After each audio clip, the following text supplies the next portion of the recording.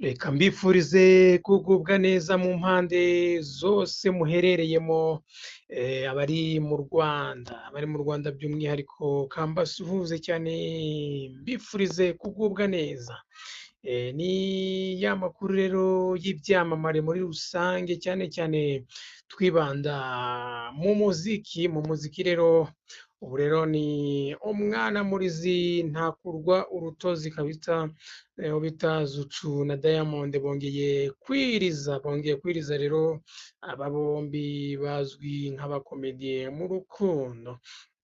Rero nyuma y'imyaka igera muri itatu bari mu munyenga kabisa w'urukundo, Zucu yatangaje ko yumvikanye na Diamond ko ibyabo babirangiza bakajya bahuzwa n'akazi gusa, nubwo ibyo bimaze kuba imikino irambiye abafana babo.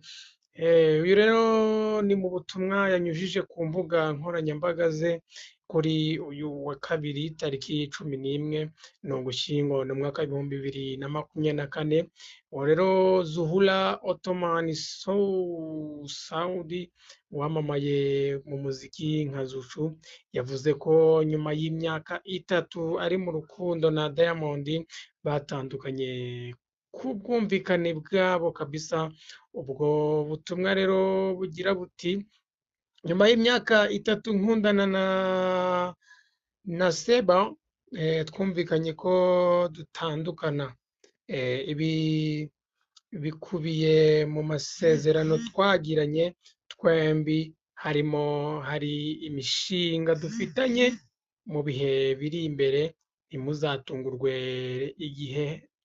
igihe bizaba bigiye hanze. Ati rero mfashe uyu mwanya ngo nifurize Simba cyangwa se Diamond Platnumz ibyiza byose. Ati ndabasaba abantu banjye beza kumba hafi no kunshyigikira mu gihe ndimo ndita ku gukira, ati ku gukira ibikomere ndetse n'akazi kanjye. Yakomeje agira ati ibi rero ntabwo ari ubwa mbere, dore ko mu mezi make atambutse ubita Zucu yirizaga ku mbuga nkoranyambaga avuga ko yashwanye na Diamond, ariko nyuma Haji Manara aza kubunga bongera kugaragara baryoshya nyuma y'amasaha atageze kuri 12 bavuze ko bashwanye. Ibi rero nibyo bikomeza gutuma abantu bibaza koko niba batandukanye cyangwa ari imikino bibereyemo, dore ko iyo myaka yose itatu bamaranye bari mu mikino ya buri munsi ngo bashwanye. Rero ngo biyunze ngo tena ngo bashwanye bagiye gukora ngo n'ubukwe. Ibyo byose nibyo byagiye bicicikana bavuga bagenda batangaza aba bagabo n'umugore bombi. Ubutumwa rero bwa Zucu bwatumye benshi bibaza ko byaba ari ya mikino yabo isanzwe kubera izi mpamvu. Impamvu ya mbere rero nubwo bashwanye, Zucu yibukije abantu ko hari imishinga afitanye na Diamond Platnumz, ndetse ababwira ko badakwiye kuzatungurwa mu gihe iyo mishinga bafitanye yose yaba yagiye hanze. Impamvu ya kabiri rero bajya gukundana, aba bombi babanje kujya babihakana, ariko urukundo rukigaragaza bigeze aho baza kubyemera, kuko nta bundi buryo bari kubigenza kandi nta n'uburyo bari kubihishamo. Umwanya wa gatatu rero turasanga iyindi mpamvu ni si ubwa mbere aba bombi bavuze ko bashwanye, ariko mu minota mike bikagaragara ko bwari uburyo bwo kugira ngo bavugwe hanyuma bagire umushinga bikorera. Ku mwanya wa kane rero,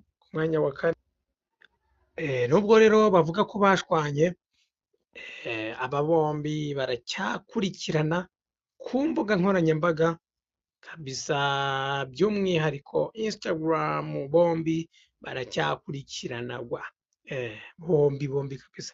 Zucu rero ku mwanya wa gatanu asanzwe arebererwa inyungu na Diamond Platnumz, bivuze ko bahura bya hafi ndetse nta cyahindutse kabisa mu mikorere ye.